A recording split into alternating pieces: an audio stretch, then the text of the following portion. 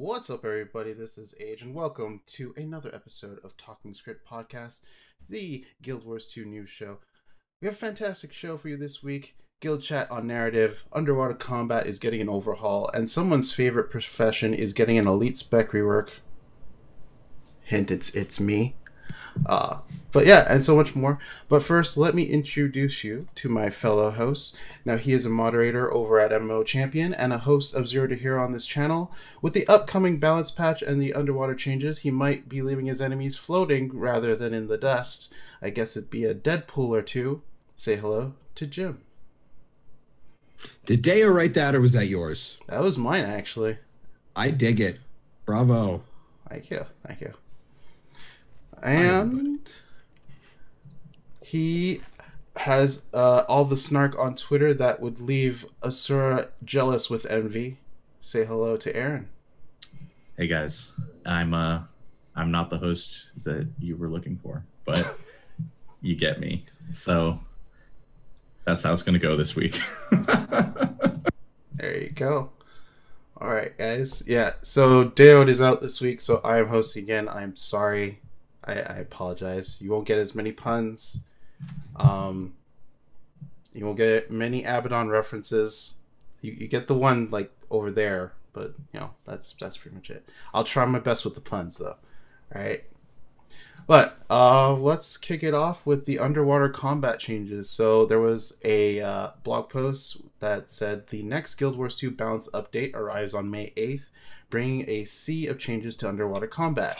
We're enhancing underwater skills and utilities so that you can blast the barnacles off anything that tries to nibble your toes while you're swimming. So, yeah. And they're also going to be publishing a developer blog post that wades through all the details. So, yeah, underwater combat updates. All you Rev players, maybe you'll finally get a class finished.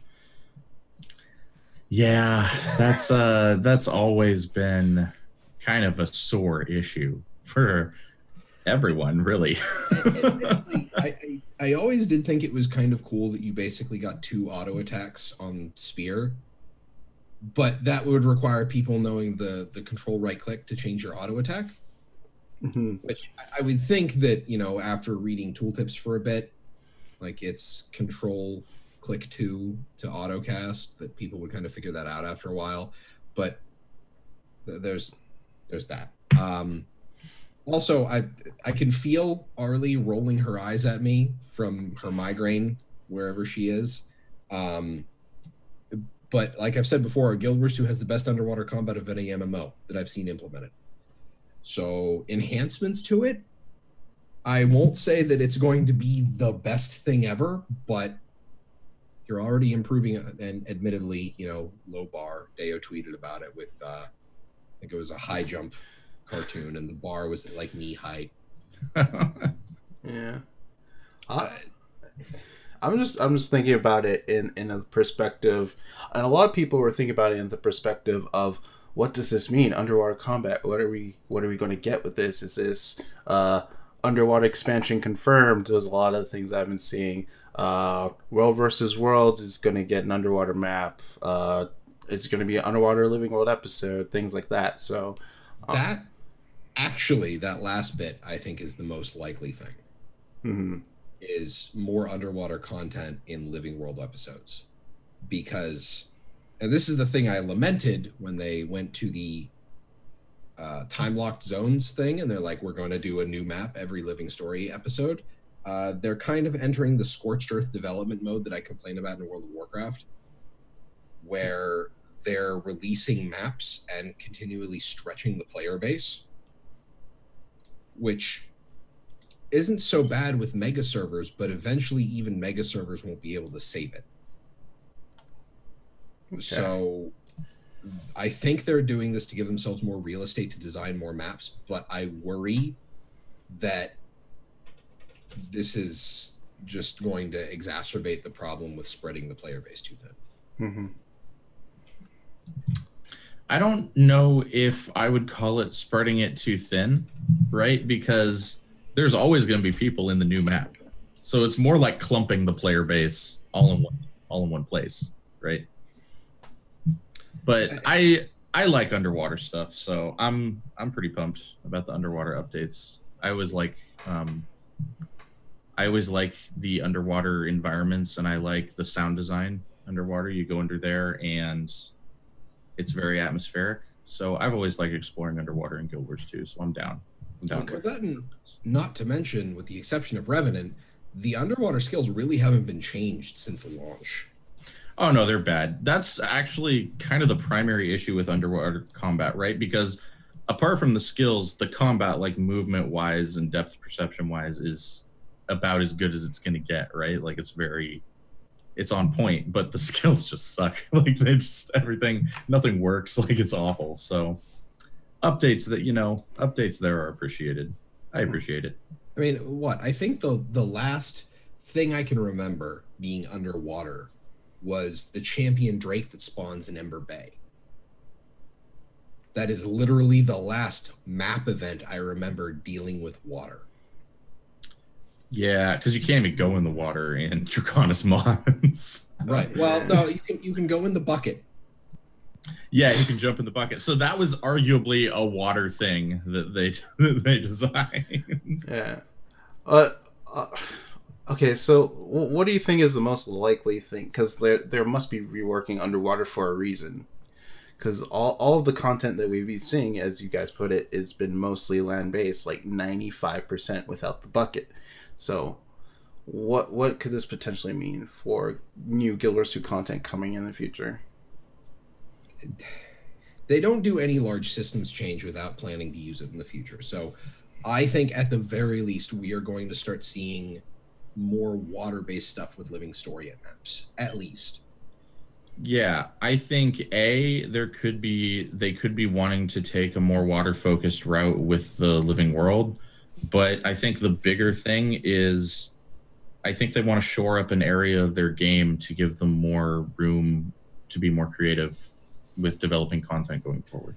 Like they might not have an exact plan for it, but they're like, hey, we'd like to do something with this, and so let's make it useful. Not to mention, there's still a fair bit of underwater content for the leveling process, like going through the personal story, which, I mean, for all of us, we're veteran players. We've done the personal story. Like Aaron's done it for literally every single one of his characters. Nine times. It's been fun. It's been a good time. You can hear it in your voice. Dead eyes. The dead eyes when you say that. But Motherfucker Jones brings up a good point. Depending on how it's implemented, it could open up new masteries, new sights to see, and things like that. So, I'm interested in how it's going to be.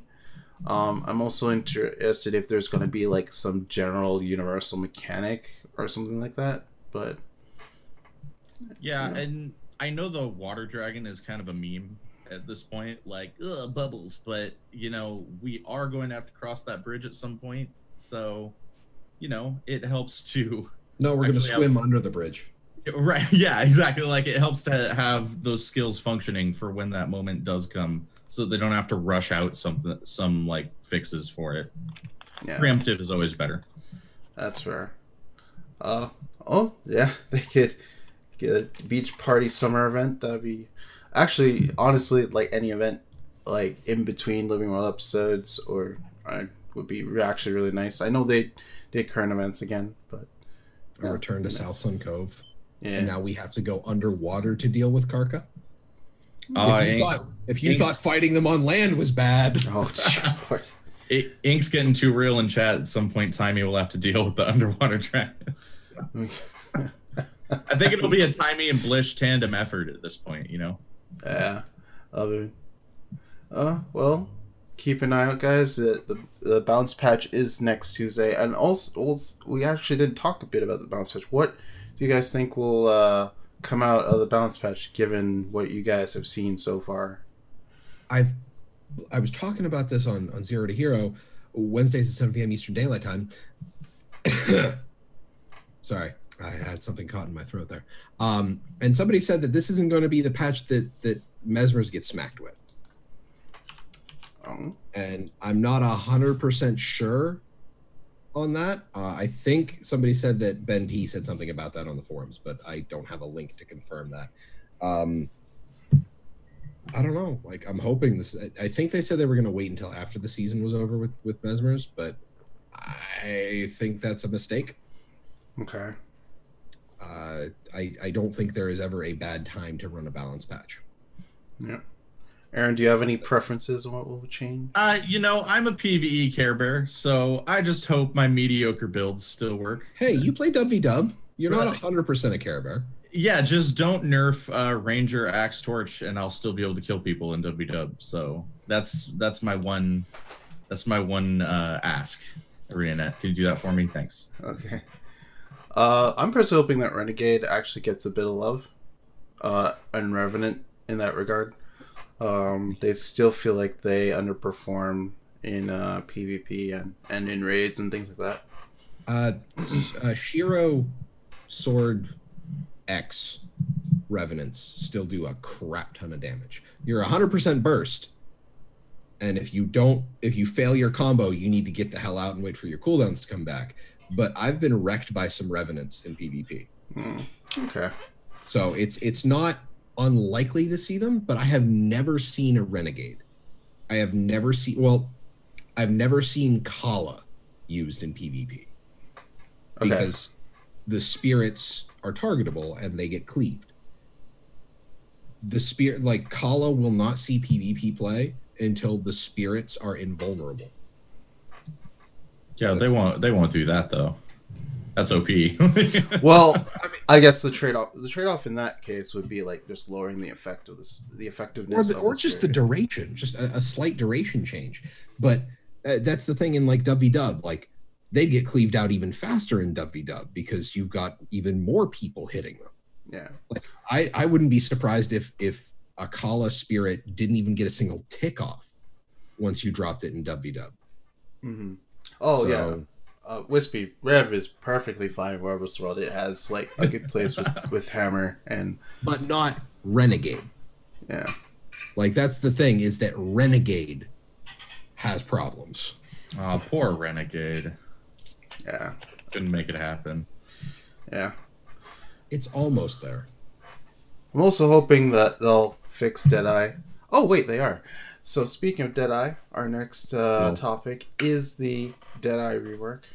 And Robert G went on the forums to talk about the changes that are coming to Deadeye. So the main areas they're going to focus on is Malice complexity, which Malice gain rules are obscure and don't allow much interaction from the Deadeye. Rifle flexibility, rifle optimal damage. Combos are bland and the weapon lacks adaptability. Trait synergies, minor trait fights with each other and aren't strong choices at some tiers. So, they are going. So let's dive into this a little bit. I'll just explain everything one time, and then we'll have a little discussion about it. So, how Malice will work come the balance patch. So any skill that spends initiative and deals strike damage to your mark will generate 1 Malice. If that skill critical hits, you gain 1 additional Malice. Any single skill can gain a maximum of 2 Malice from a single use. A skill that hits multiple times can generate 1 Malice from a normal hit and 1 additional Malice from a later critical hit, but still cannot generate more than 2 Malice per use.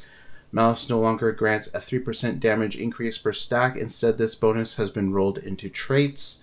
Malice stacking functionality is now unique to stealth attacks, which stealth attacks will consume all your current Malice when striking your mark to grant bonus effects based on the amount of Malice consumed.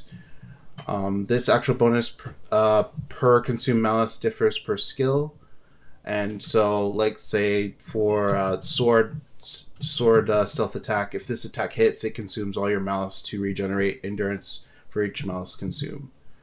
So let's yes, I am happy, but let's talk about this because that was quite a bit of chunk to talk about. So let's focus on the Malice stack bit. The ELI 5, you have to poke it to get the points. Yeah, that's it. And I honestly absolutely love this change. As someone who doesn't play Thief but has to deal with them, this is probably the smartest thing, because people would mark you and then just wait until they were 2 or 3 Malice stacks and then start unloading on you.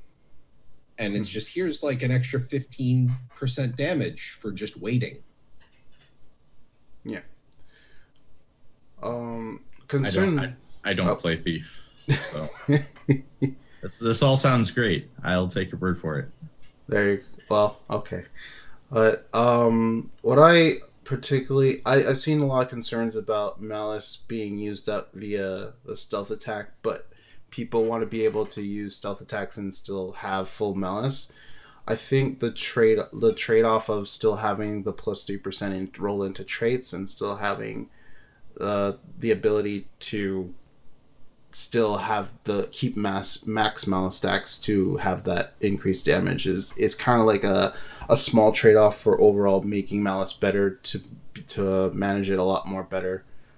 So I think it's perfectly fine in that regard, and I absolutely like this change because I can manage Malice without worrying too much about, is this going to run out? Do I have to use Steel right away in order to, Deadeye's Mark in order to keep up Malice stacks on this target, etc., things like that. So it allows more flexibility in terms of how you want to use your Malice, and so I'm pretty happy about that. I think thematically, it makes it better that Thief is tied to Burst.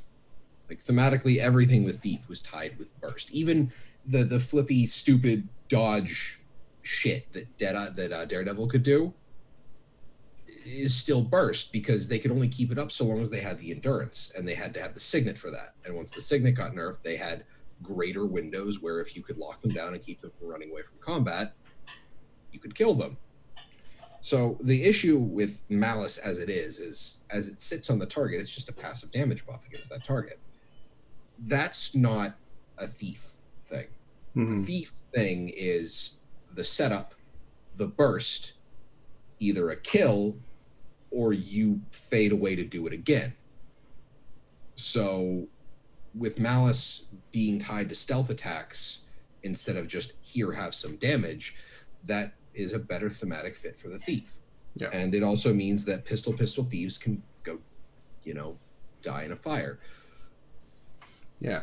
I see some concerns about burst out of invisibility, and this is one of the this is kind of why I like the Malice change, because when you apply your mark onto a target, you can just like literally stealth up and wait for you get full Malice and then just Death's Judgment and do a lot of damage. Whereas now you'd have to actually attack a little bit in order to get those Malice stacks, properly time your stealth in order to get the Death's Judgment off, which we'll talk about in a little bit.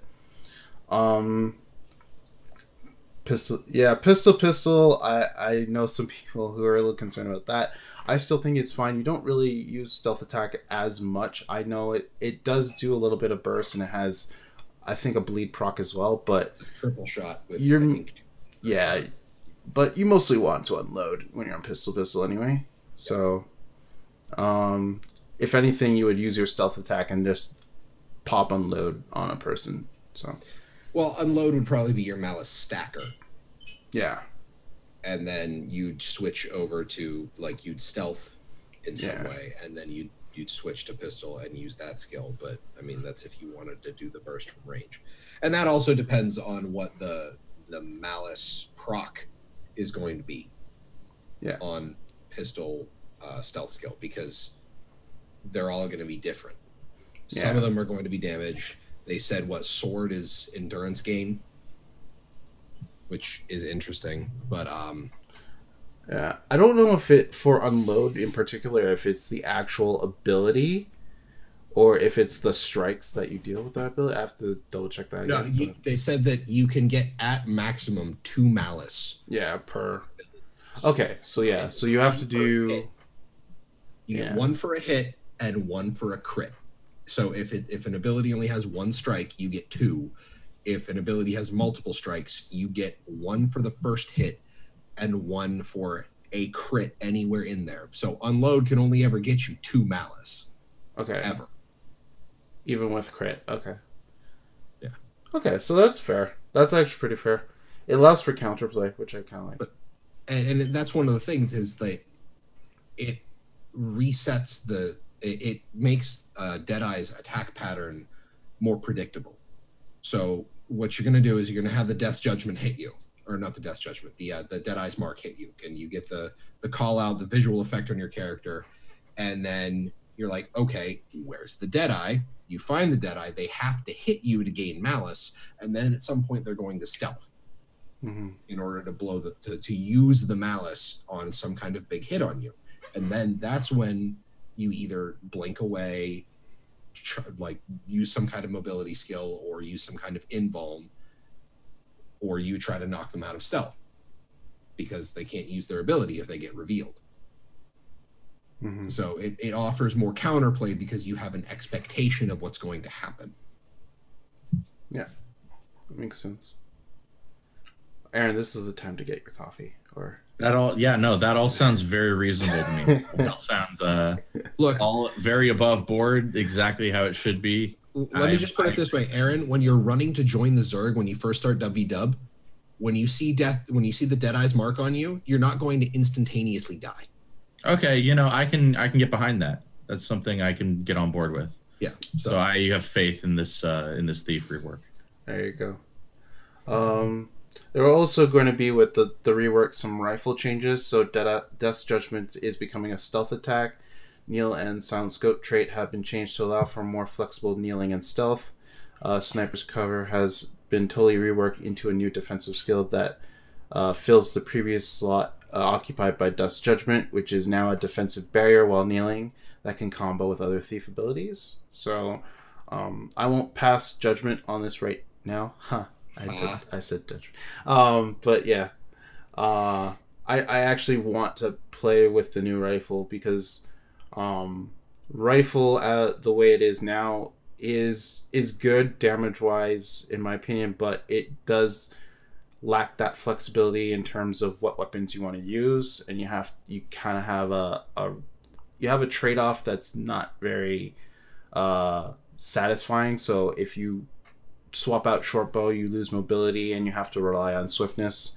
If you swap to melee, you only have range, and you might need melee for specific encounters like projectile blocks and all that stuff that you have to deal with. So there's also going to be trait changes. We tried to narrate nearly every trait in Deadeye line in order to better define different types of Deadeye playstyles and reduce conflicts between them. So one example was premeditation, gain plus 180 concentration and increase your strike damage by 1% for each unique boon on you. So plus 1 to boon share Deadeye in raids. Yeah, I don't know. Well, we have to see. I have a question. Do people use Deadeye in raids? I do. Oh, okay. Very cool. I didn't know that. I saw you playing Daredevil in your raid the other day. So yeah, that was like the go-to. You can only use Deadeye in specific fights, but it's very possible. Like Mersad Overseer, you can use Deadeye easily because you don't have to move as much. So you're just pretty much doing a ton of damage. I'm the exception. Yeah, I am the exception. All right. But I hit my damage when I played my thief, so it's unless it's Doom, which I still have problems with the fight. But anyway, he's only accepted since it's a stack that likes it. Feels bad, man. I think T-Paw would let me play it. I think he'd have faith in me. Anyway, so yeah. I'm just looking like this is one of the things where they fixed the cohesiveness. I remember when they did this for Engineer for Scrapper, and they finally said, you know what, Scrapper is a tank, and then all of the minor traits suddenly become barrier traits, and then they gain more barrier from all their other stuff. And I honestly think that was probably one of the better changes that was made. So if they're doing a better job with the cohesiveness of a spec, I mean, it made me play a Scrapper, so. I actually wouldn't mind trying to see if you could do a Scrapper tank in raids, but I haven't had the time to theorycraft that. You would, until Chronomancer gets nerfed into oblivion. I don't see that happening. I like how Age is just like, no, you can't. It's just that Chronomancer is too good for tanking. It's not that Scrapper couldn't do it. It's that Chronomancer does too much. Yeah. I mean, like, it does it all. Does tanking, does all the boons, alacrity. It's pretty much everything you'd want without, and like you could run that with damage or non-damage, and you'd still have like a great trade-off. It's like pretty much 3 professions. So hopefully, like I said, I heard people saying that this isn't the Mesmer nerf patch, but I hope it is. Yeah. So I'm waiting to see that. Yeah, we'll see. It's all one intricate story of balance patches. Speaking of story, we have the Guild Wars Guild Chat narrative that happened yesterday. See, I'm trying with the puns. I'm failing miserably, but it's okay. So basically, the Guild Chat was involved talking about the process of getting a story out in terms of Living Wild episodes. So they had guest Eve Eschenbacher, who is the voiceover lead, and Tom Abernathy, who's the studio narrative director. So basically, they just went in over the process. So do you guys want to chime in on what you found interesting about it? I sadly did not have a single chance to watch any of this because of how crazy busy my Fridays usually are. And I'm actually really disappointed that every time I have to miss Guild Chat because it's like in the middle of my afternoon. So I like how Jim and I both told Age that we hadn't watched it, and he put us on the spot anyway. Yep. Yeah. Super cool. I watched on purpose. Hey, I watched the video. Do you want to maybe give us a synopsis and then get our thoughts on your synopsis Of what I think about it? Yeah. Okay. Because I'm curious about it. Okay, so what I like, so in particular, guild chats have been focused around different parts of Guild Wars 2, and in terms of what happens, like in audio, and in this case, it's narrative. So what I liked about this is they went through the process of what happens. So like very beginning, it's like, okay, we have like, we need to talk about what the season's going to be about, and then they kind of just break down all the intricate parts of like who's going to appear in this Living World episode, or well, in this season, and you know, what are they going to do, character development, all that stuff. And then they break it down into pieces, and then they have game. The interesting part was gameplay and narrative kind of work close together during an episode to make sure that the elements of gameplay match up with the narrative and vice versa. That was an interesting bit too. So, and then from there, they kind of, you know, have edits of the script when it's done, and you know, they have the voice actors come in, and then they, you know, read off. They do like what's it called, table reads, and you know, they edit story around that, things like that. Then they bring them in the booth, get the audio done, you know, and they kind of like put it all together. And you know, it's a very interesting process that they go through. So yeah, I like hearing about the overall processes and the behind the scenes stuff and things like that. That's all really cool. As somebody who has kind of a passing interest in the writing process, that's the sort of thing that's really cool to hear about, to see what they factor in to putting the whole story together, and then how they go about trimming what and adding whatever else and building it into a cohesive episode that they can then ship out. That's really neat. I like that. Mm-hmm. Yeah, it's kind of interesting. So, you know, they have a plan, right? So for the entire season already, they already know what's going to happen. So it's just, and they said they have 3 episode content teams. So I wonder. I don't know how I think maybe there's going to be 6 episodes again this season. But it's interesting. So like that's one team does 2 episodes. So like they would do, the person who works on the team who works on episode 1 works on episode 4, 2 on 5, 3 on 6. So it's interesting how they build off of each other. So when episode 1 is done, and they have episode 2, and episode 2 is done. So they kind of just, how does that work exactly? Because I feel like the people who work on episode 4, which are the people who work on episode 1, this is going to be really confusing, but people who work on episode 4 who worked on episode 1 are going to be building off episode 3, which is probably still in the works, right? And then, you know, the people who work on episode 5, who work on episode 2, have to build off of the people on episode 4. That's the part that's kind of confusing me a little bit. I would assume that storyboarding, or at least a general idea, is come to for the overall I know when chapter arc. Yeah, I know when they break it down into different episodes, like they have like a good outline of what is going to happen. But I'm wondering if things change in between. Like, let's say in this chapter they kind of change a little bit, something that could affect the next episode, and how do they deal with that if that's a situation that comes up?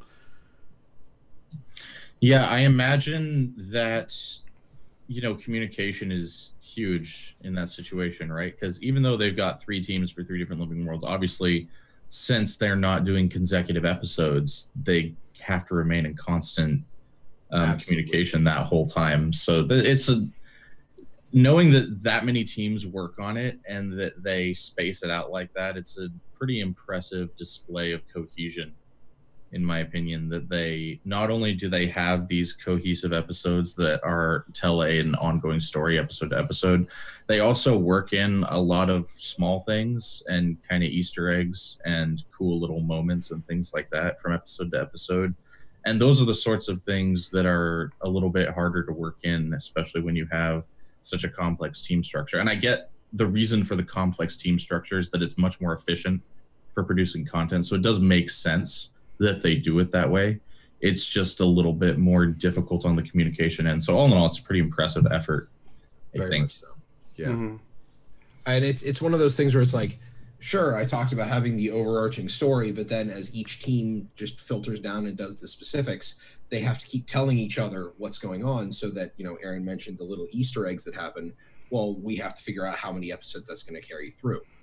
Mm-hmm. And then it's like, oh, a little change here, but then it ripples out, and then a little change here, and then it has to ripple out. So yeah, absolutely. Anything with any kind of narrative where you have a whole team doing it and it's not just one person dictating everything. Yeah, the communication that they keep the cohesion here is astronomically good. Yeah. I'm really impressed that they're able to keep a multi-team structure and keep the narrative going this strong. Yeah. It seems like the more granular it gets, the more people involved come in. So it's a very cool process. And if you guys haven't checked it out, definitely go check it out. It's probably on their YouTube by now, but if not, it's the latest video on their Twitch channel. One of the problems I've been having is I haven't been seeing their videos show up on their YouTube channel.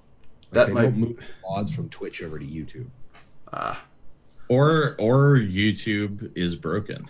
But that's a whole can of worms that we don't need to open right now. Yeah. I think I'm going to go watch that, though, because that sounds really interesting. So that's probably what I'm going to do after the show. Yeah.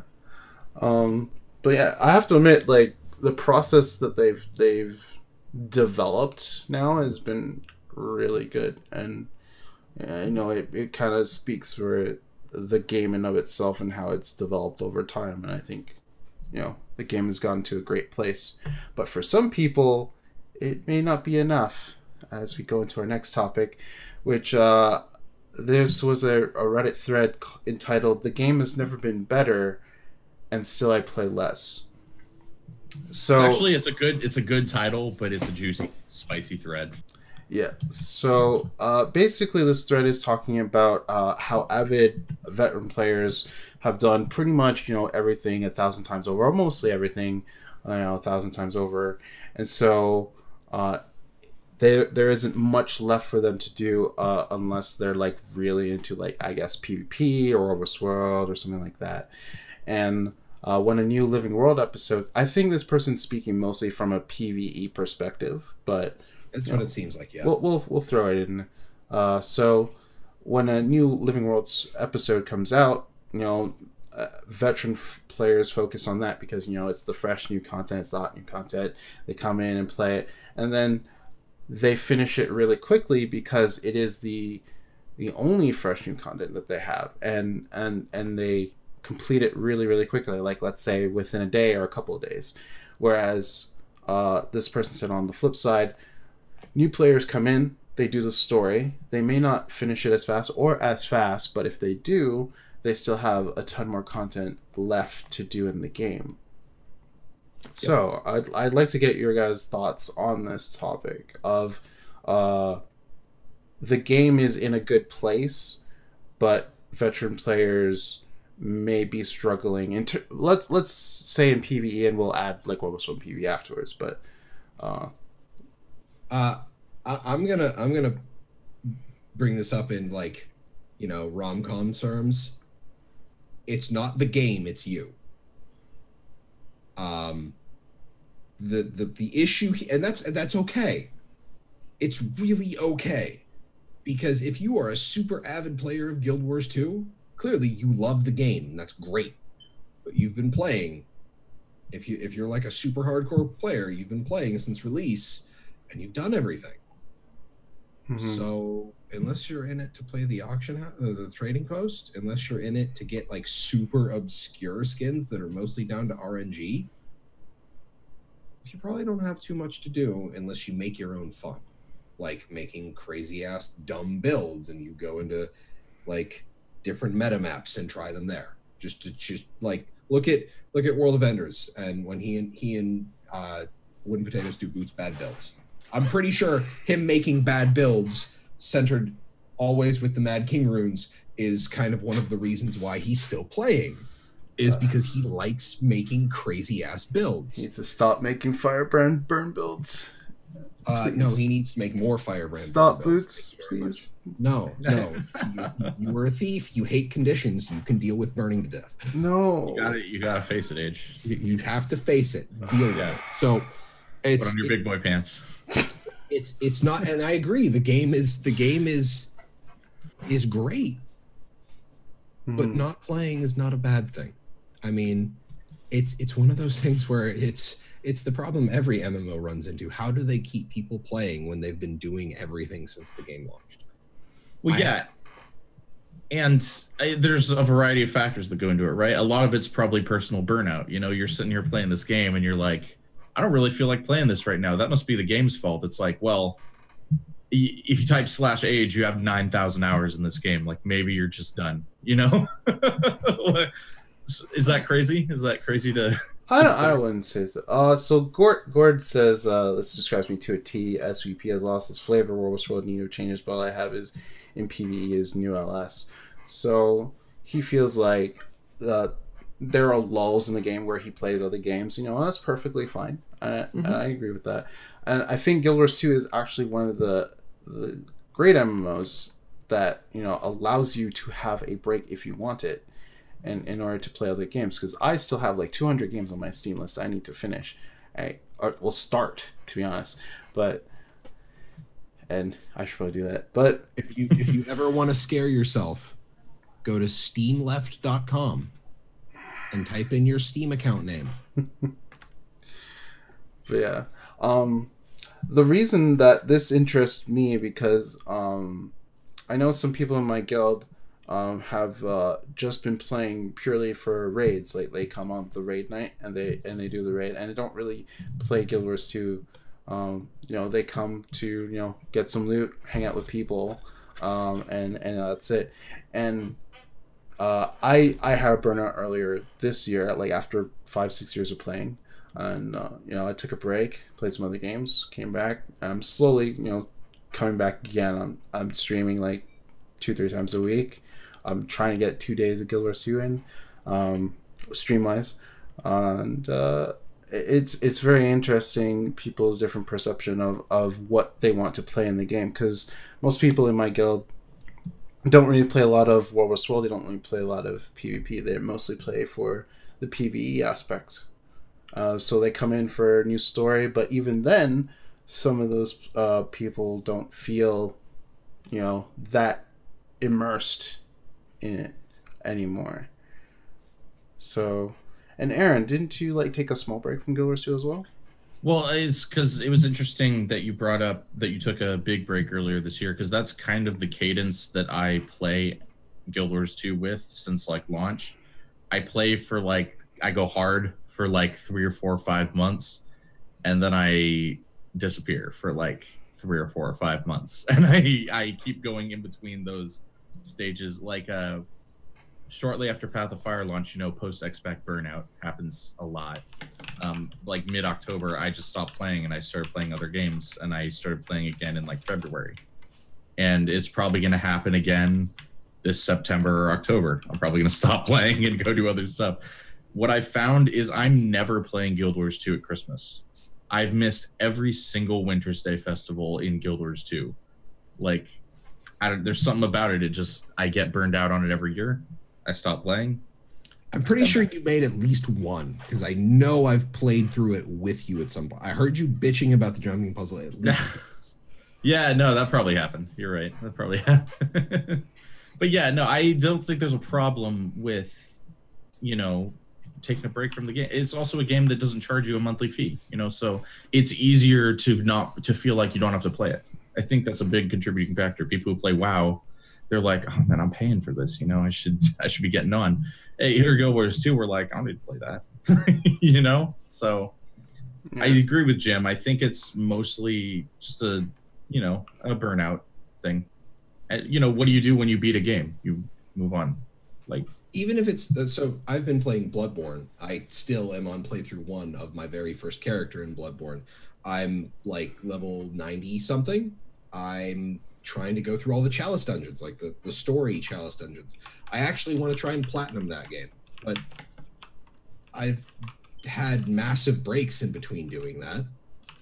So it's one of those things where you can take a break. And this kind of brings up one of the things is I remember when we had the every 2 weeks, the story changed, and it was the living story with the open world content.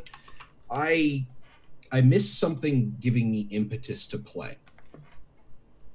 And I know it sucks that people can miss content with that old model, but I kind of wish that they would still do some of that. I liked that, well, I need to hop in and I need to do this or I'll miss it a little bit. I didn't like it every 2 weeks, admittedly, because that got a little nuts. Because I remember trying to rush my way through getting my marionette kills to get all of the possible loot from it, because that was like right when I came back into the game after playing for like the first month and then being done. But I don't know, something similar to the attack on Lion's Arch. I want to see them blow up another city. I want to see Joko attack another city. Like, I want to see Joko attack Lion's Arch, or better yet, Radisson, with him using Inquest and the Inquest tech. I would love to see him try and take Radisson and use the tech to build better gates or a better delivery system for the Scarab Plague. So I don't know. I'm the kind of the opposite. I don't like it when they're like, this is gonna be here for 2 weeks, then it's gone. I hate that. Like, it stresses me out. It feels oppressive. It makes me feel like I have to play. Like, it's that thing where I'm like, I feel like I have to play even if I don't want to. And I'm one of those filthy casuals that likes to be able to do things when I can. So I am kind of the opposite in that way, but I can understand wanting the drive to play when you don't feel it. Well, it's one of those things where I don't want it to be as frequent. Like, I want them to do maybe one a year, not even one a year, but never more than one a year. But make it a big event. Make it take like 2 months. Have that be the culmination that bridges the gap between the end of the story and the next expansion. Just have this big knockdown, drag out event that leaves a permanent impact on the world. The impact on the world is an interesting bit. I remember, when was this? Like 8 months ago, they tried an event in Keswick's Hills, was it? There was supposed to be this big... you talking about the Mordrim invasions? Was it Mordrim invasions? And they had to cancel it because... It was like pre-Heart of Thorns, wasn't it? No. This was I'm pretty sure it was like 8 months-ish ago, where they had this event they wanted to do in Keswick's Hills, but they had to cancel it in the end because it was too broken to actually work properly, to work reliably. Oh. Why is it always Keswick's Hills? I want to see them try. That map has had the crap beaten out of it. I don't remember if it was Keswick's Hills or Brisbane, but it was one of those maps. I bet chat will know. That's the thing. I bet chat will tell us. It's one of those things where I look at the events and I'm trying to find the right words for this. There is a certain amount of scale that exists in an MMO where something leaves a permanent impact on the world. Because all MMOs have basically adopted the time-locked model. Mm-hmm. It's like some kind of unspoken thing that all MMOs have done is that when you run through it, like the Draenei in World of Warcraft have been crash landed for 2 months since the release of Burning Crusade. And that expansion released how many years ago? And that area is still the same. Yeah. It's one of those things where it's like, yeah, but then people will miss out on the old story. And it's like, this isn't a single player. This isn't a game that you put on a console. It is a completely different medium. You can make a live. That's why I was so intrigued by the living world setup that Guild Wars 2 was going with, because I can miss things. It was an actual living world. But most people don't like missing things. I know. I don't like like things. I think you're probably in the minority there where you're like, whoa, I could miss this. Like, I think people like that idea when they think about it, but then when they actually miss something, they're like, shit, I missed it. God damn it. Yeah. But it's one of those things where it's I want a little bit of that back. But I want the window to be big enough so that it's one of those things where it's like, if you missed it, it's one of those things where unless there was some kind of life-changing event that happened to you that made you miss this, like, you know, you were in a coma for the explicit amount of time that this event was alive, then it's... Can I submit a support ticket for that? Could I be like, hey, can you guys put this on my client end? Because I was in a coma. I was literally in a coma. Yeah. Here's a copy of my medical bill. I mean, yeah, But, it feels bad. Like, it adds weight to the narrative that they want to bring into it. And I just realized I pulled this off on a tangent for wanting to play the game. But that's just like the attack on Lion's Arch. That had weight to it. Like you feel the effects of the attack on Lion's Arch to this day. One, because Scarlet woke Mordramoth up. Two, because Lion's Arch is now Disneyland. So, or SeaWorld, or however you want to. For the record, I like the new Lion's Arch. I kind of miss the ships. 50-50. But yeah, I feel like when it comes to like the world and changing as time goes on, I kind of like that aspect. It's kind of one of the things why I played Guild Wars, or why I like the concept of the living world itself. Because when I first heard of it before the game release, I thought the living world would be like, for example, if in Queensdale centaurs like attacked, and the more people started losing, the more ground centaurs get until like you're forced into like the city of Divinity's Reach, and you have to push out again and things like that. It would be kind of like a push-pull thing, and that kind of interests me. It's not what it turned out to be. They pushed up to a certain point, right? But no, that was the idea I had in my head. And with changes like the Tower of Nightmares, things like that, I thought the world would be kind of changing as well. And if people came into the game years later, there would be these time-locked story instances where the maps would go back to their original state, so that that people who play the game can kind of see it right at the time. I don't know if that would be confusing or not, but I thought that was an interesting aspect So that the phasing game could have. Yeah, phasing, I guess. I personally would like some of the older maps to be used. I don't know if it's a tech issue or anything like that, but maybe some of the ones that don't use story as much could hold some exclusive events. Like, let's see, Fireheart Rise. Yeah, ain't nobody go to Fireheart Rise. There are a lot of areas in Ascalon that could use changing. Actually, I mean, they threw one of the season 2 events in Iron Marches because what were they doing with Iron Marches? Nothing. Yeah, you could. I think you could designate some maps as kind of like event maps where you could throw up something fun that people could do. It could be a month-long activity while people are waiting for living story. I think that'd be a cool thing to have. They really didn't need to put in the Siren's Landing map. They could have done that whole storyline with the shrines to the gods that already existed in the 3 ore maps easily, and then like revamped maybe an empty-ish area to make it the entrance to the Abaddon map. That would have been a cool way to implement what Jim's talking about. Mm-hmm. Yeah. So Zarkriox is one of the types of players who missed like a month and a half of the game due to the hurricane, probably the one in the States a couple months back. That makes sense. Yeah, like I said in chat, is like, go figure. I talk about, like, I bring up being in a coma, and then Wispy's like, yeah, I was totally in a coma, but it was during the Heart of Thorns content drought, so it was okay. And I'm just like, oh, I did miss that. Holy cow. Go figure, Jim. You talk about shit like this, and then two people in chat immediately are like, well, actually, and I'm just like, damn it. cut.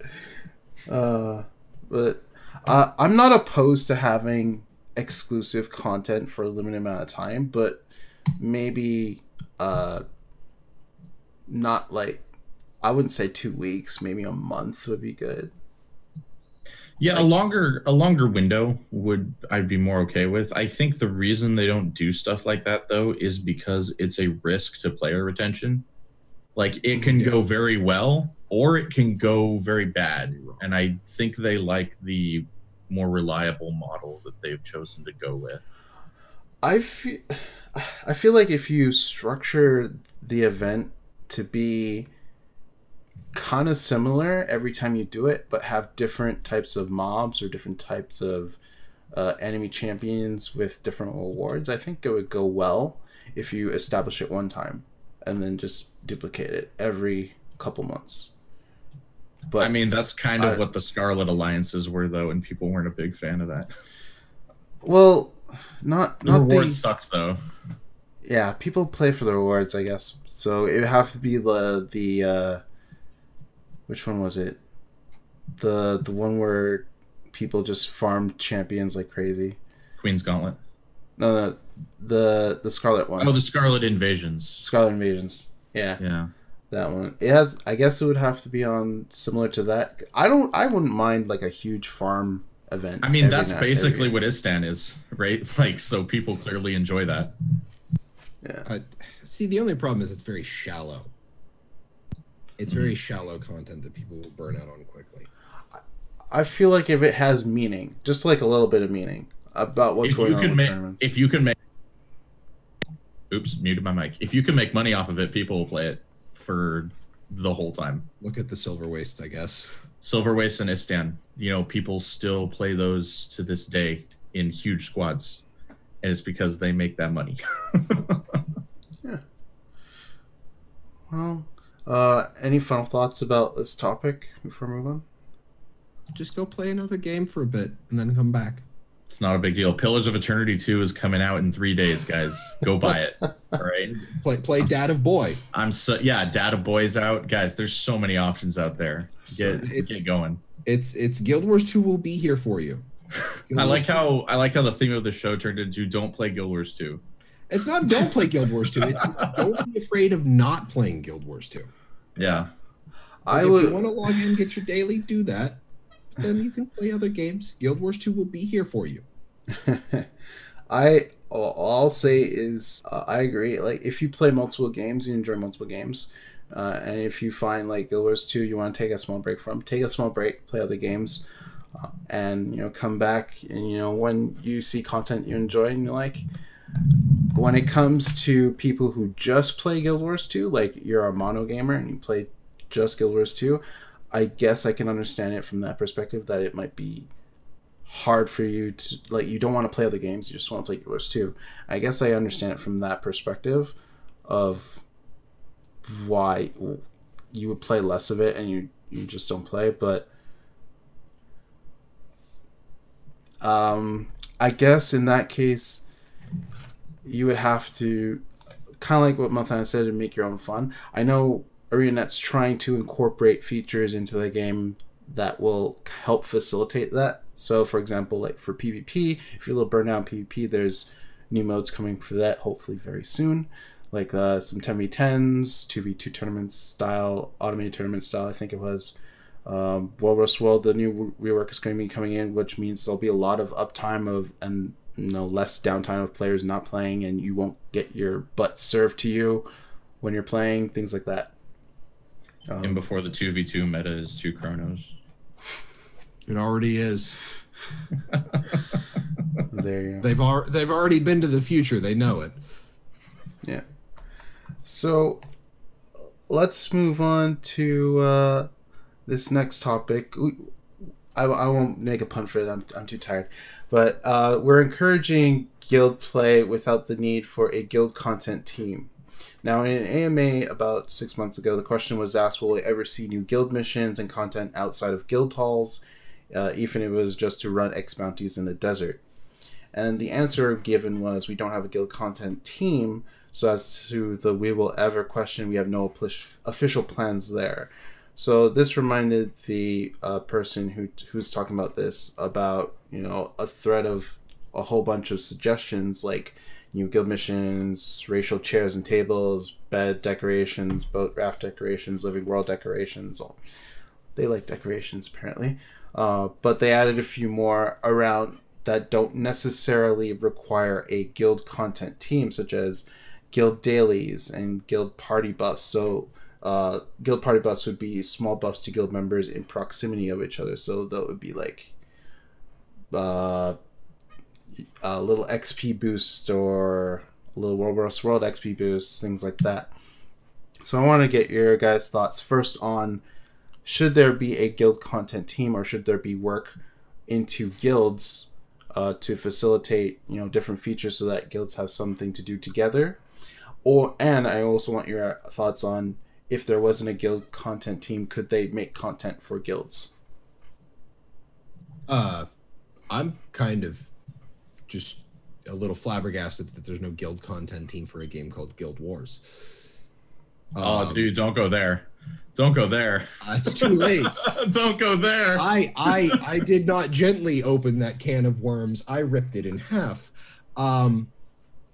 It's one of those things where I don't necessarily want the thing to become like, I don't want proximity buffs. I don't want like power buffs for my character. I love the in stuff, like the guild slot, the guild buff slot, where you can go to the tavern in your guild hall, you get a 24-hour buff that's free for one of several different categories. It's super useful. It's great. I love it. Let me make like a freaking race course in my guild hall, which, I mean, you can do with building stuff, but now that we have mounts and they actually have a race system, why not have a thing where you can have a decoration that sets up markers, and someone could do that? Like, they added the Spider-Man plants into the guild hall decorations with Draconis Mons. Can you imagine doing a race with those? That'd be pretty cool. That would be pretty cool. And then it's one of those things where, why are we only getting a guild hall? We have 3 guild halls. I realize that you'd have to have map designers on it, but like, the events are basically the same, just with different enemy types in it. Like the taking of the guild hall. Without knowing the system, I can't say it should be simple, but it feels like it should be simple to have just a new zone. Like, the hard part would be designing the area, and then it seems like having the capture event would be easy. Why not drop a guild hall in Ore? Can you imagine taking one of the ruins in Ore as your guild hall? I mean, you could just have guild halls be in the mist, and then you could do whatever the hell you want with them. That's the other thing, is why not have a Mists guild hall? That is, like, can you imagine having a place like the Fractal Hub as your guild hall? That would be amazing. There would be like people would clamor to get, and you don't even have to do anything special for that portal. You just go to the fractal portal and there's a question mark on one of the options that's just on another, like there's another tab that's just a question mark, and it's just like you don't know what this setting does, but you feel like you should press the button anyway.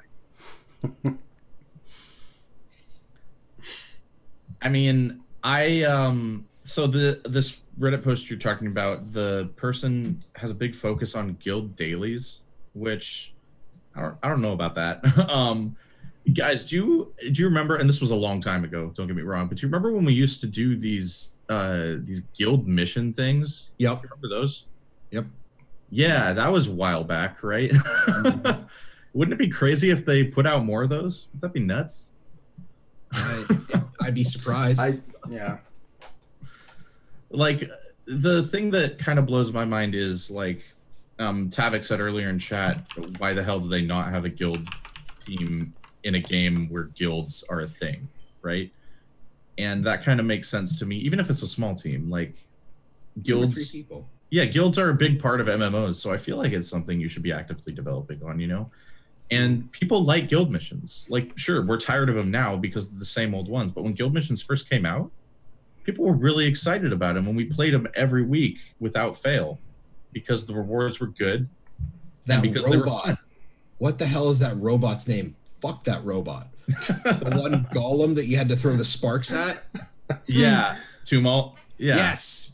Yeah, exactly. Like, guild missions were a good time. The fights were interesting. Like, they're stale now, but imagine if they had kept iterating on that content, even if they threw out, like, one new set of guild missions maybe twice a year or something like that, you know? What if we got a new set of guild missions with every Living World release? Or even one new guild mission with every Living World release? I don't know. I think it's crazy that they're not still going forward on guild missions, because people really like them. If they updated the rewards every time they updated guild missions, they would feel fresh and people would continue doing them. Even if the mission was like run a dragon stand. Yeah, it blows my mind that they don't keep going with guild missions, because they were really popular for when they were new and for a long time after they were new. They didn't really start falling off until like a year or two after. Yeah. I could tell you that we stopped doing guild missions because there really weren't any new ones, and when the expansions came out, the question was, like, were there new guild missions? And not really. And so, you know, people stopped showing up for guild missions pretty much. So, like, I'd rather see less events in the open world that are like, hey, there's a group of Forged over there, go kill them. And, like, I'd rather see less of that and more integrated content like guild missions and stuff like that. Guild missions are good, guys. Maybe have more of them. I don't know. That, and I think that, what was it? What are the big guild events? Like, there was the one in Ascalon where you had to defend that depot from... That was a tough one. That was the supply defense one. That was like the hardest guild mission. Like, those strike me as just some really easy content to add. Yeah. Especially, like, maybe not so much in Heart of Thorns, because the Heart of Thorns maps were really busy, but the Path of Fire maps, there is enough real estate to add those everywhere. Yeah, well, and it's simple content, but difficulty scaling is difficult. Like, there's a lot of math involved with that, so it is a process. But basically what I'm saying is, I think continuing to iterate on the guild mission system would pay for itself in player retention, basically. And also, guild halls should be smaller. There's so much dead air in guild halls, it's ridiculous. I'd rather have 3 guild halls that are a third of the size than the giant ones we have now with nothing in them. I think one of the bigger things is the reason they have the big guild halls was more to give people real estate to build with the placement stuff. Yeah. And they have been steadily increasing the amount of objects you can place. So it's one of the, like, they were like, they have to make sure that, you know, the game can handle that. But really, the only time I see, like, large scale decorating is for large scale guilds. Yeah. No, like, if you're in a smaller guild, or maybe a guild that doesn't play as avidly, you know, a small hall. And you don't have that many scribes. Yeah, basically with smaller halls, I feel like, because a bigger map is obviously more work, right? So if they had more maps but smaller, I feel like we could just have a greater variety of themes for guild halls. I think people would really enjoy it. I think that's one of the things that I kind of miss, is that we only have 3 guild halls.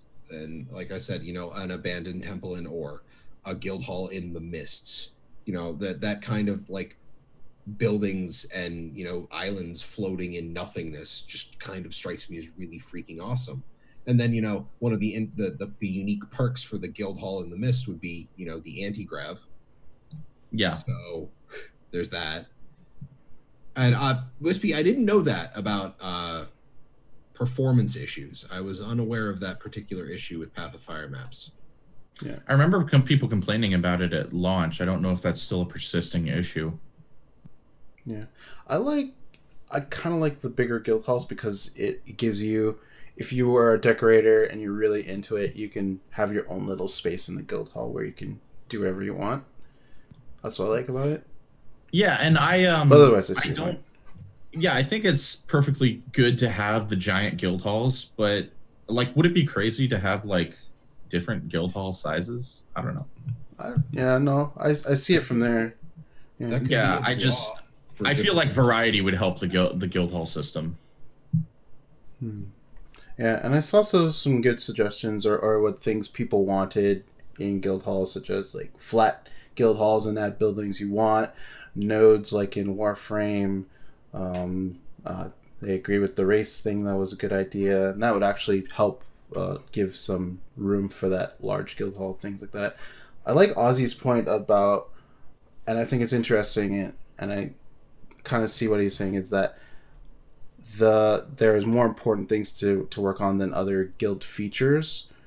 Maybe guild missions is already a feature implemented, they could just add more, but as for extra things such as like guild dailies and things like that, it'd just be not worth the investment. Well, and we have if you look at just the systems that are in place, we have a relatively robust guild system. Like it's pretty decent. It's dead. If they revived it, it would, I don't know. I think people would enjoy it. I still feel to this day that the multi-guild system was not a great idea. Oh, really? Yeah, I've never really liked you can have 5 guilds, and I'm just like, then I don't feel like any of our guild, the one that we actually got them to rename because of extenuating circumstances. Thank you, ArenaNet support team. Victory is sweet. Not even Victory. I super appreciate that they did that for me, and it was and for us, but it's one of those things where it's like, that's the guild, and I'm still part of I'm part of Maven because I raided with Maven. I'm part of Bog's guild, the Ottoman Empire, but I never rep anything else because I feel a sense of that, and I'm the guild leader of the guild, so I kind of feel like I need to do that. But I don't know, maybe I'm just too old school for online for MMOs and guilds. I guess I can understand that from my perspective, because when you join a guild because X activities, I guess.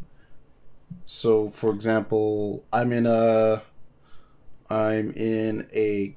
EU account, I'm in a guild for purely just World versus World, and that'll be probably kicking off more so when the new World vs. World servers come in and all that stuff. I'm in Box Guild, PG's Guild, Maven, Knights of Deliag, obviously, and I don't think I have a 5th guild, but I'm in those guilds because I can converse with any one of the people there, because when I need to, things like that. I don't necessarily have activities beyond raids, I guess, but if people want to run a dungeon or fractals, I could say like, hey, I can join, whatever. So I'm in the same boat as Age, actually. I used to be a 1 guild kind of guy, but I actually joined a guild recently that just does silver race, and that's all they do. And so, guys, do you know how great it is to get on your silver race character and just put an X in guild chat? Boom, you got a squad right there for silver. Dude, it's great. It's so cool. Could I get a link to that guild? Right, dude. I can get you in. That's the thing. I can get you right into that guild. It's awesome. So I actually am a fan of the multi-guild system, but to Jim's point, it kind of dilutes the whole guild identity thing, which was big. It was a big part of Guild Wars 1 for me. I was like, that's my guild. That's us. We're the coolest. But the multi-guild system allows you to explore other aspects of content in a more hardcore way, like simultaneously, and that's also pretty cool. So, you know, there's give and take there. I like it overall. Yeah. That's an interesting perspective. Yeah. But yeah, I just think more guild missions would probably be good. Yeah, I would say at the very least, guild missions. Just add a few. And I think guilds and of themselves will be happy with that. And if they, well, I think WW was mentioned, once the alliance change goes in, which I honestly think is just a bygone conclusion at this point. They basically said this is a thing we're working on, but I don't think there are any other good options for them. Then guilds will have more of an identity, because then WW will basically become GVG. Yeah, one of your guilds can be designated as a world versus world guild. Right. So you could potentially have that going for you. So yeah, that will be the new thing. So there's that. Mm-hmm. Okay, so that was an very interesting discussion, but we'll move on to our next topic, which is Fear Not This Night 2018.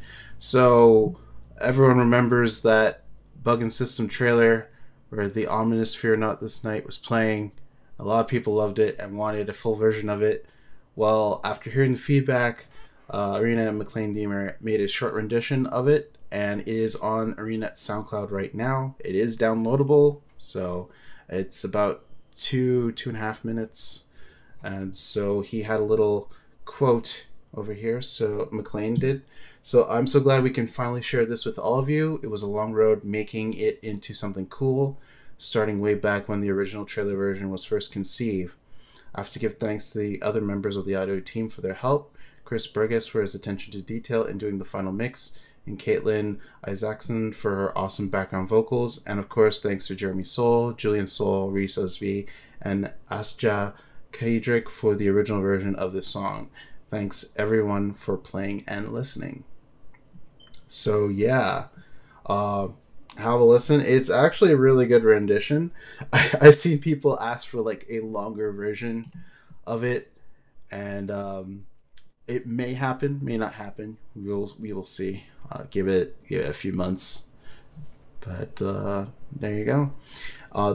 Arena also released another version of the song. So if you are a fan of bluegrass, they have a Fear Not This Night rendition called Fear Not This Evening by the Soggy Joko Brothers. Listen, it's pretty great. So I was trying to put the links. In chat. I put the bluegrass version in first, and then the actual version second. Okay. So first link is the I done trolled you. Bluegrass one, and the second one is the one that McLean put together. So the Bluegrass one, the tweet was, some things can go in a very, very different direction before they're final. So there you go. Yeah. They're pretty cool. I like them. The ominous one is probably, I like it even better than the original Fear Not This Night. It's pretty dark sounding. Yeah, I really like it as well. I'm glad because I don't have to like make it myself in FL Studio, because I was trying to forever and I just couldn't get the right sounds and it was irritating me. So this helped a lot. They saved you. They swooped in. They saved you. Yeah. I didn't hear all of the For Not This Evening because I was busy putting stuff together, but it sounded it's cool. It's pretty enjoyable. I would recommend it to people for a quick listen. Yeah. So I will give that a listen when I get the chance. Thoughts, Gally, thoughts? Yeah, Kate in chat says I like both versions equally because they both represent certain parts of the story. That's definitely truth. That's definitely true. I feel like the story's taken a bit of a darker tangent lately, so I think the ominous one is a good descriptor for that. And the themes of hope and unity and pushing forward in the core game really resonate with the original version. So it's good. Yeah. It's a good way to put it. Yep. Yeah. All right. So I don't have a pun for this. I am not Deo. I apologize. Oh, I failed you. But you know what won't fail you? The gem store updates. Yeah. Gem with the save. Gem store updates where you can the gym store updates, sorry. Get out. Listen, we collectively have to make one Deo. Like we collectively have to Ultron our way into one Deo.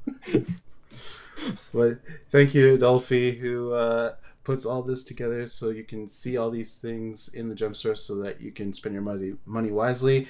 And this week we have the Exosuit Mount Pack. So basically, if you have seen the Exosuit in the gem store before, it is a mount version for each of the mounts. You can see in the video all the glorious dye colors. And I buy these. I like them. But at the same time, I kind of wish they were all exosuity, like the entire skin. I wish they were more robotic looking than just like mecha raptor. Everyone wants a mecha raptor. Yeah. Here's the thing: I bought these and I don't even use them. I like the branded ones better, but I bought these because I want to support fair pricing structure on these mount skins. So if you can afford to buy these, I would recommend it. Just because that's good feedback for ReadingNet on how to price things. But yeah, I don't even use them. I just bought them because I was like, hey, that's a good deal. I'm going to slot all of these on my Ranger because I play a Power Ranger and his theme is Power Ranger. There you go. So they look good. They look good. They just, to me, they don't look quite as good as the branded pack, but they, I'm Mount Disappossible gear. That's it. I like that one. I like them. I don't know if I'll get them. I'm still on the fence. I literally, while we were doing the show, I logged in, got the gems, and bought them. But it sounds like Aaron just wants to support the model, so maybe one day, like if you ask him, he'll buy the mounts for you, so he could still support the model, but you get the mounts. Let's wait till next Friday on that one. Paid first.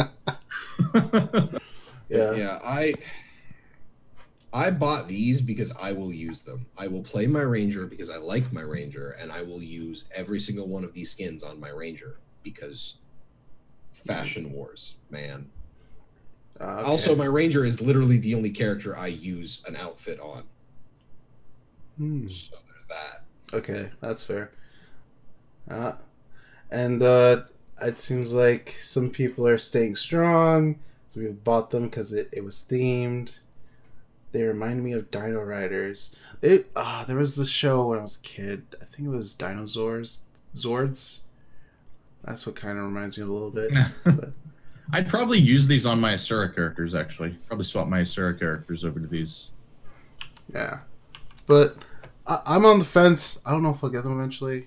But they're really good skins. They're a good deal. Like, that's the thing I'm a biggest fan of about them is they're a good, fair price deal. No, the 1600 5-mount packs are probably the best model so far. Yeah, if you like, for me, I like this model if you like all the skins in it, and I do like all the skins in it. Well, I think even Deo said that he was real tempted with the branded ones, even though he'd only really use a couple of them, just because of the theming and the way they could be dyed. The branded ones dye so well, guys. It's great. But it's one of those things where I agree with Aaron that buying these definitely supports a more intelligent pricing model. I won't knock the 2K gem mounts, especially since I bought one, but the 2K gem mounts are going to be very niche purchases. Yeah. Like, I only bought the lion for the Griffin skin because I'm like, holy shit, I need that in my life. And that's the kind of reaction you need to have, I think, to the 2K mount skins. Well, and I'm also not saying like break the bank on these. I'm just saying if you can afford these, consider getting them. Just if anything, in interest of supporting a decent pricing structure that's not completely toxic. Yeah, I like the pack price. I do like all of the mount skins, which is the most important thing to me when it comes to packs like this, because I have to like everything in it, or almost everything that justifies the price. So for me, I can understand that for sure. Yeah. And like what Chad is saying, that they're okay, but they're definitely not the best mount skins out there. I would agree with that too. But they also have price things coming back into the gem store. So available till next Tuesday is the Dynamics Exosuit Appearance Pack, which is 1,500 gems, the Cosmic Harvesting Tool, and the Cosmic Logging Tool, which are 100 gems each. And they have the Dynamics Exosuit... 1,000 gems each, I think. Yeah, right? 1,000 gems each, yeah. Hopefully I said that.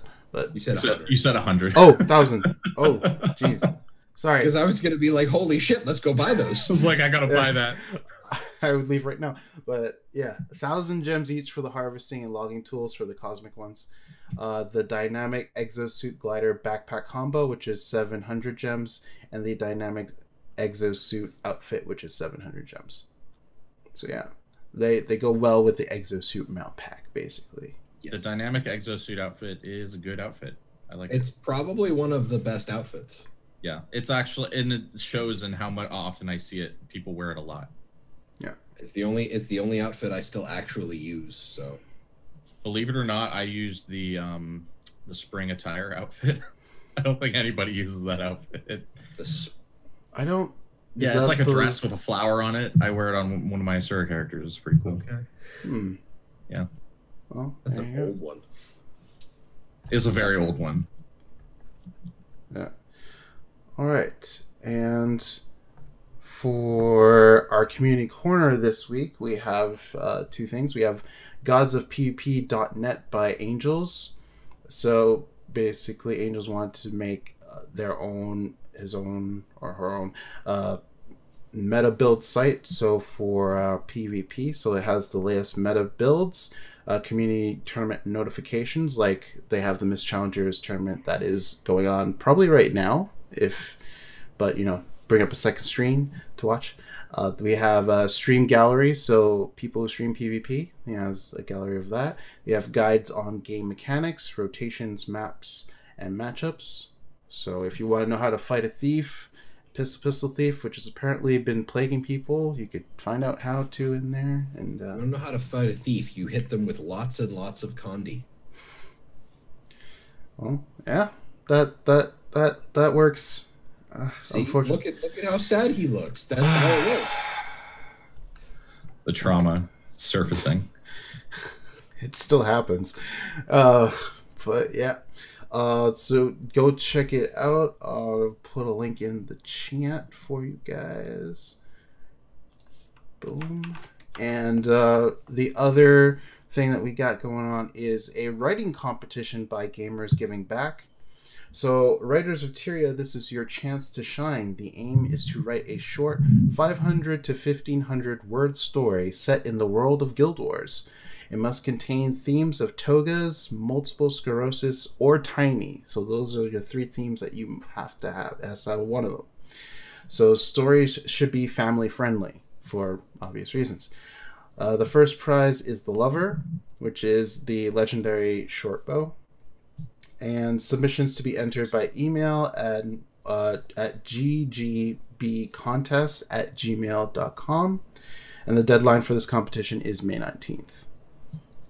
Man, it's a shame that they have to be family friendly. My Lord Farron Toga fanfic isn't going to make the cut.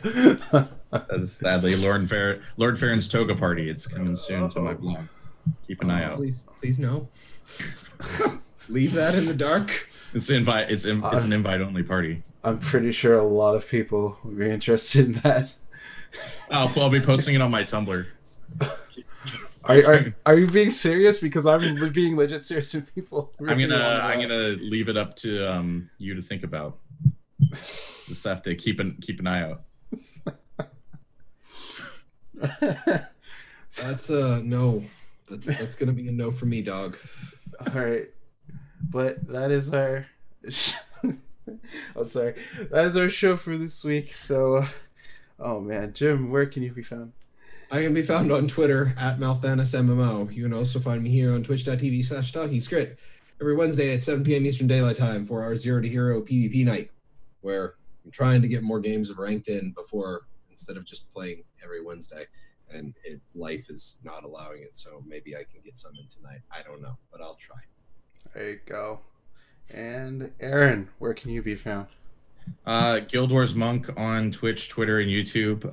I'll be streaming. I'm doing an Iron Man challenge in Guild Wars 2 right now on my Twitch channel, so I'll be streaming here and there. I don't have a schedule, guys. I'll be streaming here and there on Twitch, though. Twitch.tv/Guild Wars Monk. Keep an eye out. Yeah, there you go. And you can find me on Twitch, Twitter, and YouTube at Age Night Road.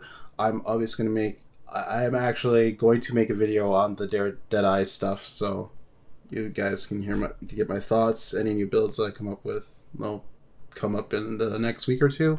And you could follow us here at Talking Skritt on Twitter, and you can also follow the channel at twitch.tv/Talking Skritt, and the YouTube channel, just Google Talking Skritt, usually the first ones to come up.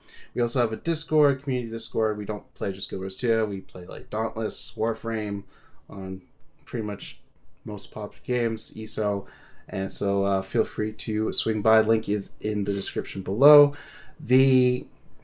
And if you couldn't make it for the live show, we do the show every Saturday at 4 p.m. Eastern Time, 1 a.m. Pacific. And the show, if you miss it live, obviously, because you're watching it now, which I'm thinking about that. Anyway, but if you miss the show live, you can always watch it on our YouTube channel. Again, search for Talking Skritt, and you can find that always goes up on Sundays at noon Eastern, 9 a.m. Pacific. So, from all of us here at Talking Skritt, thanks for watching, and we'll see you in the game. Thanks for watching, guys. Good night, friends. Bye, guys.